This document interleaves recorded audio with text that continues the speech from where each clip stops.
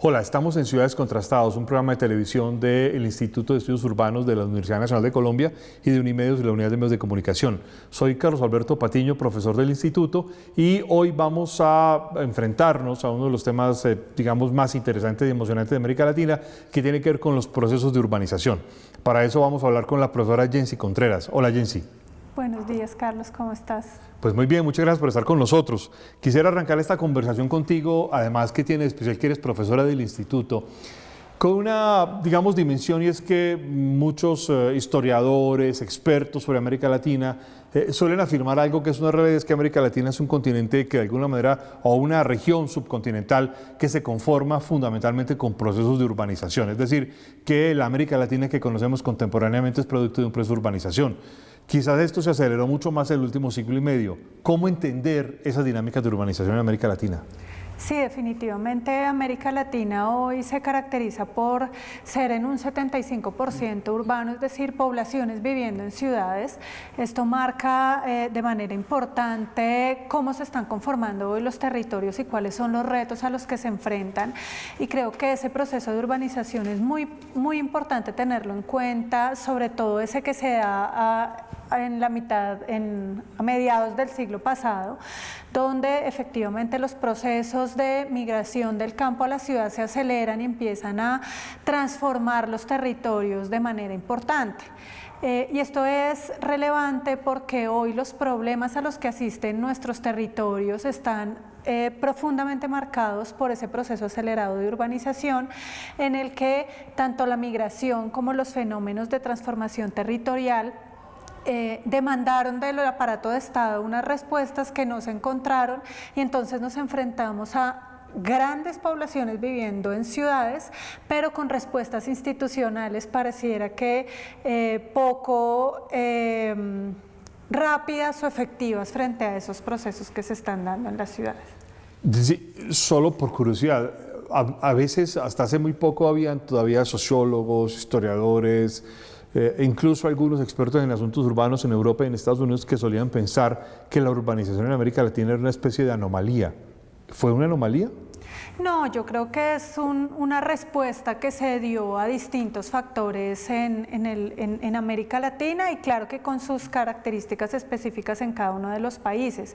En general fue un proceso en toda América Latina que estuvo marcado por las políticas económicas que se dieron en su momento, de polos de desarrollo, de incentivar la economía desde las ciudades, pero también por otro tipo de fenómenos asociados, en el caso de Colombia, por ejemplo, a las migraciones del campo a la ciudad por fenómenos como la violencia, cosa que no significa que sea lo único que impactó o que dio o que fue la causa para este tipo de procesos, ¿no? Porque toda América Latina vivió el fenómeno de la urbanización acelerada en 1940-50, donde empiezan las ciudades a tener una migración importante de personas del campo a la ciudad, con poca respuesta institucional en términos de planificación y gestión, que es lo que hoy estamos demandando un poco en términos de cómo va a responder el aparato estatal a ese tipo de transformaciones del territorio. Y parte de esas transformaciones no son recientes, son ya desde ese primer fenómeno de urbanización acelerada que se dio desde 1940 o 50, donde las tasas de crecimiento poblacional eran muy importantes. Incluso hoy lo que estamos viviendo es ya como una segunda fase de ese proceso de urbanización, en términos no solo poblacionales, sino de ocupación territorial, ¿no? Entonces, hoy en las grandes ciudades se discute las grandes concentraciones de población humana en esos territorios, pero esto viene sucediendo desde 1940 y 50, incluso las grandes ciudades ya empezaron a caer desde 73 y 80 las tasas de crecimiento, y empiezan otras ciudades a tener problemas en términos de esa caída que hay en las grandes ciudades y la emergencia de ciudades intermedias en todo el continente. Hay un asunto muy interesante en estas décadas de las que hablas, de 1940, 1950, 1960, es que un crecimiento urbano acelerado muy fuerte trajo como uno de los grandes problemas el crecimiento de la vivienda en todos los niveles de la sociedad. ¿Cómo se fue resolviendo esto? Ese tema es muy importante porque creo que parte de lo que sucedió y de los hechos que se dieron en ese momento tienen todavía hoy repercusiones en cómo estamos planeando y gestionando el hábitat de nuestras ciudades. Y es que efectivamente todos estos fenómenos migratorios hicieron que la población que venía hacia las ciudades se asentara en las periferias de las mismas, generando gran demanda por servicios públicos, entre ellos, entre bienes y servicios públicos, entre esos la vivienda, y hubo una poca respuesta institucional o una limitada respuesta institucional al respecto en ese momento. ¿Eso qué hizo? Que hoy todavía tengamos que convivir con una ciudad formal y una ciudad informal en estas grandes ciudades con poca gestión en términos de planeación y de instrumentos para responder a ese problema, a los problemas que genera las precariedades en la vivienda informal, pero también a otro tipo de dificultades que genera tanta población asentada en zonas que tienen bajo control por parte del aparato de Estado. Entonces hoy no hay ni aparatos para planear, ni aparatos para gestionar, y mucho más difícil en territorios tan grandes y tan complejos hacer un control urbanístico del asunto. Entonces lo que estamos viendo es que los planes y los programas que estamos produciendo están más dirigidos a la vivienda formal, incluso los mismos instrumentos de planeación y gestión de suelo, que hacia la vivienda informal. Y si tú te das cuenta, con todo este proceso de urbanización acelerado, un gran porcentaje de nuestras ciudades son de asentamientos informales. ¿Estas respuestas fueron más otorgadas por los gobiernos urbanos o por los gobiernos nacionales? Pues en general hubo baja respuesta por parte de los dos, ¿no? Entonces, definitivamente tuvo que ser la misma comunidad asentada en estas áreas las que intentaban darse su propio ordenamiento, y para ello se basaron mucho en lo que nosotros conocemos como los urbanizadores piratas, de poco control precisamente por parte de las autoridades. Entonces, digamos que hubo una baja respuesta institucional en ese sentido, y digamos que la política de vivienda que se dio en su momento lo que intentó fue generar incentivos desde el mismo aparato de Estado desde la planeación hasta la construcción de vivienda, cosa que quedó muy limitada a los recursos públicos, a los pocos recursos públicos en sociedades con recursos escasos. Es decir, los urbanizadores piratas fueron una especie de respuesta a la ausencia de institucionalidad. A la ausencia de Estado. Sí, entonces fue a través de esos mecanismos informales que consolidamos grandes zonas de la ciudad que hoy todavía, en términos de respuesta institucional, tenemos bastantes retos. Porque el control es muy complicado, sobre todo porque son grandes áreas en las ciudades, donde incluso hay otros tipos de control adicionales a los del aparato mismo de gobierno y de Estado. ¿Qué otros instrumentos de control hay? Pues en principio uno de los problemas más grandes del control urbanístico en nuestras grandes ciudades tiene que ver con que esto se le ha asignado, o estas competencias se le han asignado a las autoridades locales que se supone son más cercanas al ciudadano, y en casos como por ejemplo el de Bogotá son las alcaldías locales las que están encargadas del control urbanístico. Localidades como Suba, Kennedy, que tienen más de 1 millón de habitantes, tienen muy pocas posibilidades con aparatos administrativos e institucionales tan pequeños de hacer control urbanístico a estos desarrollos. El Estado local prácticamente desaparece, naufraga. Sí, no tiene la posibilidad, no tiene el alcance para poder hacer frente a través del control a este tipo de procesos. Y por el lado de la planeación yo creo que también hay problemas. Yo creo que los instrumentos de planeación se han concentrado mucho en la ciudad formal, entonces estamos intentando ver cómo desarrollamos ciudad a través de unos instrumentos que están pensados para áreas que no están urbanizadas. ¿Sí? Y hoy la mayoría de nuestras ciudades tienen unas zonas importantes desarrolladas con asentamientos informales que requieren de la planeación y de la gestión del Estado, ya no solo para vivienda, sino también para suplir esas otras necesidades de equipamientos, espacio público, integración, movilidad. Estas personas son las que hoy tardan 2 y 3 horas en desplazarse desde sus lugares de habitación hacia sus trabajos, porque Por un lado, o hacia las periferias está su lugar de donde duermen, pero en otros lados es donde deben suplir sus demandas de trabajo, de educación, de esparcimiento, porque no coincide. En esas zonas no hay muchos espacio público, por ejemplo. Tú que conoces un caso en detalle, que es el caso de México, ¿cómo sucede en México? Yo creo que México, específicamente Ciudad de México. Yo creo que la Ciudad de México es uno de los ejemplos que tenemos las ciudades latinoamericanas para empezar ya a repensar los instrumentos de planeación, gestión y financiación del desarrollo urbano, porque es una conurbación en donde está el DF con sus 16 delegaciones, más casi 52 municipios del Estado de México y uno del Estado de Hidalgo, es decir, es un área urbana enorme que ya ha pasado, digamos, los límites de la aglomeración urbana y esa aglomeración empieza a generar deseconomías de escala. ¿A qué me refiero? A temas como la congestión, problemas de contaminación, que incluso ya hoy, por ejemplo, Medellín los tiene con solo 3 millones de habitantes. México tiene ya unos problemas bastante importantes en relación con la cantidad de personas que viven en una misma área urbana, conurbadas, sin espacios de transición, sin espacios ambientales que les permitan garantizar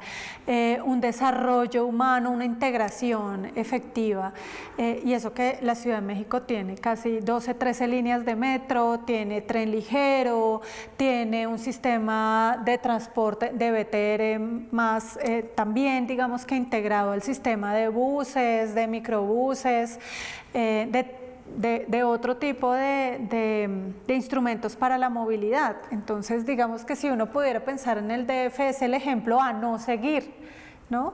En términos incluso ambientales, en alguno de los eventos que promovió el Instituto de Estudios Urbanos nos mostraban cómo ya uno de los temas centrales de esas áreas urbanas, conurbadas, sin espacios de transición ambiental, es el agua, y no solo el agua como servicio público, sino también como recurso. ¿De dónde estamos sacando el agua que estamos consumiendo las áreas urbanas?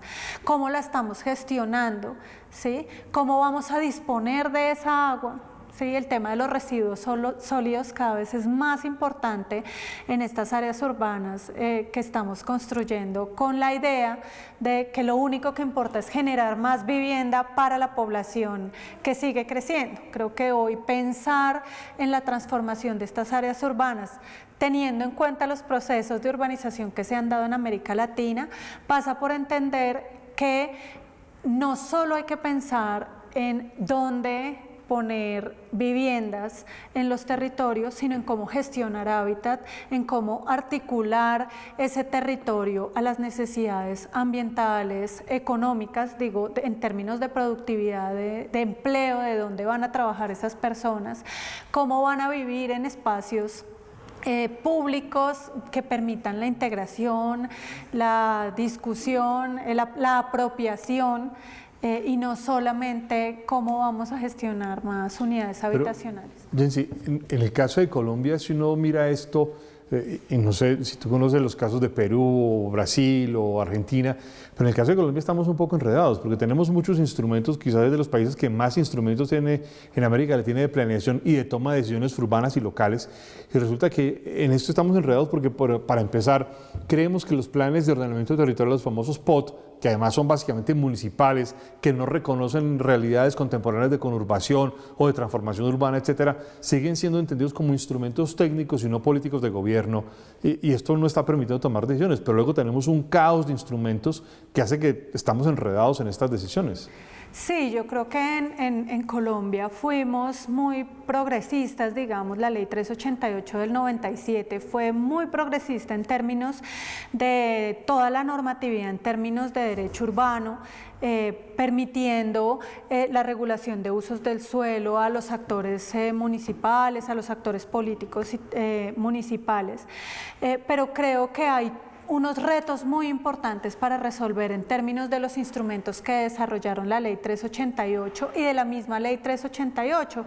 Creo que la ley 388 fue marcadamente urbana y hoy todavía falta esa articulación entre lo que nos permite la ley 388, lo que nos permite la ley 99 del 93, cómo articular el tema ambiental al tema urbano, pero también la gran cantidad de instrumentos a las que se tienen que enfrentar los gobiernos territoriales es un reto muy importante, porque hoy tenemos planes de ordenamiento territorial, POMCAS, los planes metropolitanos, pero no tenemos una visión de la gestión urbana en términos regionales. Entonces pareciera que cada territorio hace su plan, o cada actor define su plan, cada 4 años se intentan cambiar los planes de ordenamiento sobre todo, pero tampoco existe una articulación en esos instrumentos que nos permite la ley, y entonces pareciera que cada uno desarrollará un pedacito de lo que le corresponde en términos sectoriales y en términos territoriales. Entonces, esa falta de articulación está haciendo también que los retos sean muy de corto plazo y tanto la planeación como la gestión misma del suelo para desarrollar esos instrumentos se dificulte en términos de planear un territorio en el largo plazo que articule lo sectorial y lo territorial. Y creo que en esto tiene mucho que ver el asunto que tú señalabas, y es que los actores municipales se han cerrado mucho bajo la concepción de que tienen ellos la competencia de hacer la regulación de usos de suelo.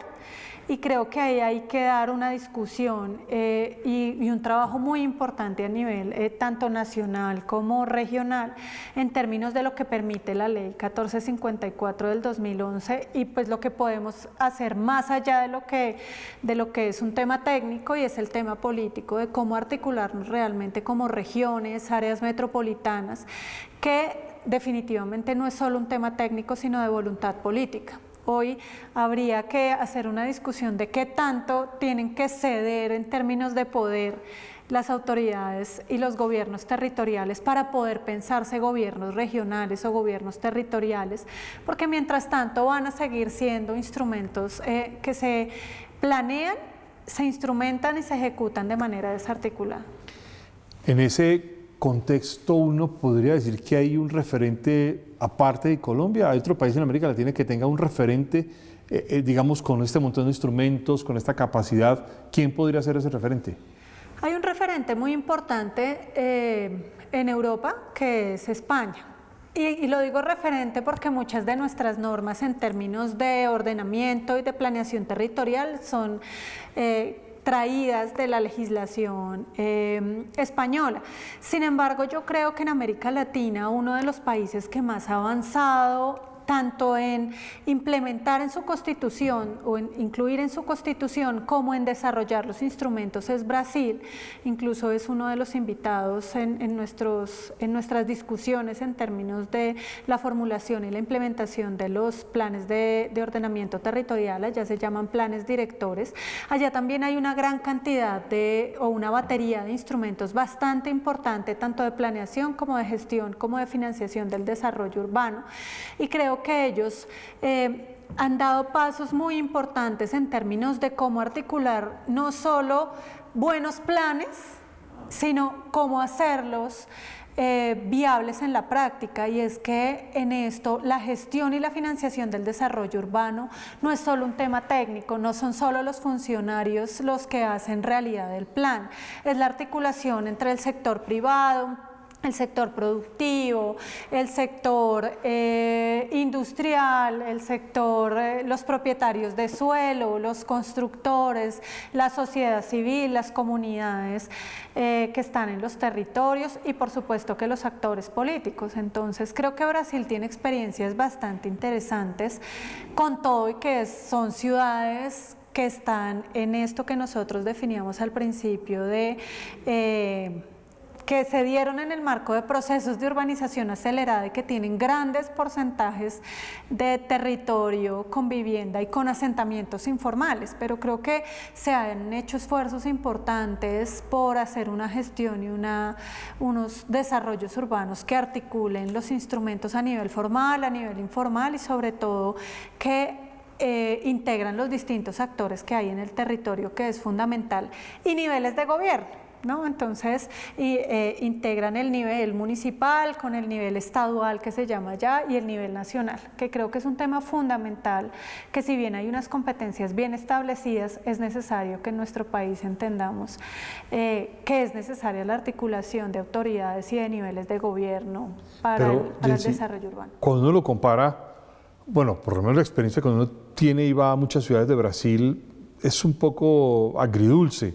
Hay ciudades que son más o menos organizadas, Porto Alegre, por ejemplo, pero ciudades como Río de Janeiro, Sao Paulo, son completamente, digamos, desordenadas, o uno se queda con la sensación de que no sabe qué está viendo.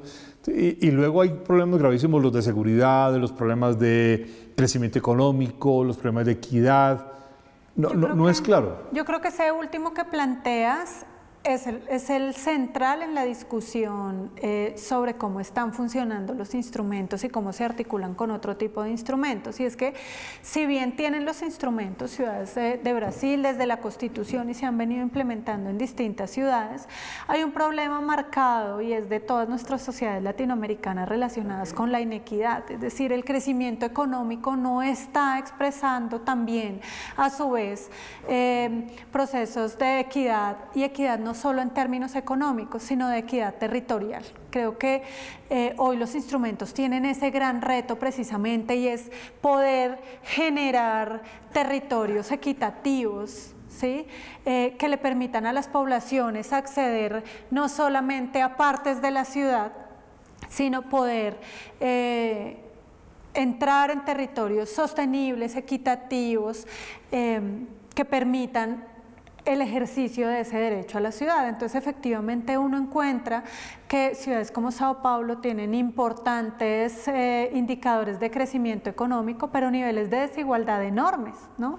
Y yo creo que ese es el gran reto que tienen no solo las ciudades de Brasil, sino de toda América Latina, donde efectivamente podemos estar viendo indicadores de crecimiento económico que van mejorando, pero la inequidad es una de las características más importantes que deben enfrentar, no solo con los instrumentos de ordenamiento y de planeación, gestión y financiación, sino también con los otros instrumentos como planes de desarrollo y otro tipo de planes sectoriales que deben estar articulados. ¿No es muy paradójico que en América Latina sigamos en temas de estos? A veces siento como si estuviéramos todavía en la década del 70, cuando justo acabamos de pasar 3 décadas de crecimiento económico que nunca América Latina había tenido en su historia, y es como que nunca nos hubiéramos organizado tampoco.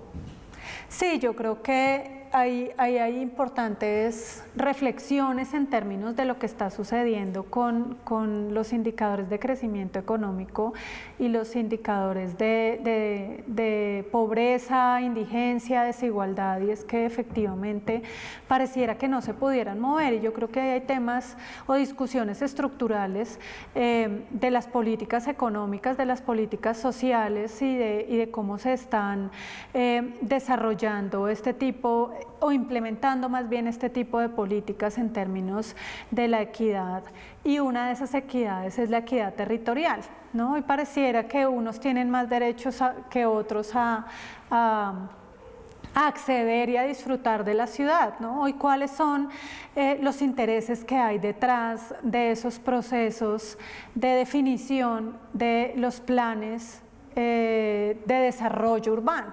Y yo creo que hay ahí en el fondo una discusión sobre quién está captando las plusvalías, ¿sí?, de ese mayor desarrollo urbano. Y yo creo que ese es un punto central a discutir en términos de los instrumentos, y es a quién estamos beneficiando con la implementación de los instrumentos, quién se está quedando con las rentas que genera el suelo, ¿no? Porque los instrumentos no solo es cómo podemos captar más con impuestos, sino cómo podemos captar más esas plusvalías del mayor crecimiento económico y del mayor desarrollo urbano. Y creo que esa discusión está en el trasfondo de la implementación de estos instrumentos de ordenamiento territorial. Y en todas nuestras ciudades hay 1, 2, 3 proyectos que nos llaman la atención sobre eso, ¿no? Entonces, los proyectos de movilidad, los proyectos de infraestructura, no es solo hacer más infraestructura para tener más vías, sino cómo eso también está repercutiendo en mejores condiciones de desarrollo urbano, no solo en términos de mayores y mejores construcciones, sino de generación de hábitat y de servicios y bienes públicos para las comunidades que están allí asentadas. Entonces yo creo que el tema de la equidad territorial es uno de los tantos retos que tienen nuestros gobiernos y nuestras sociedades latinoamericanas y que hay los instrumentos para poder empezar, pero definitivamente detrás de eso está una transformación en términos de cuál es el interés que mueve la implementación, tanto la formulación y la implementación de este tipo de instrumentos. Pues Jency, muchísimas gracias. Creo que nos has dado un panorama muy interesante de América Latina. Con esta última respuesta de Jency llegamos al final de esta emisión de Ciudades contra Estados. Los esperamos en una próxima emisión. Muchas gracias.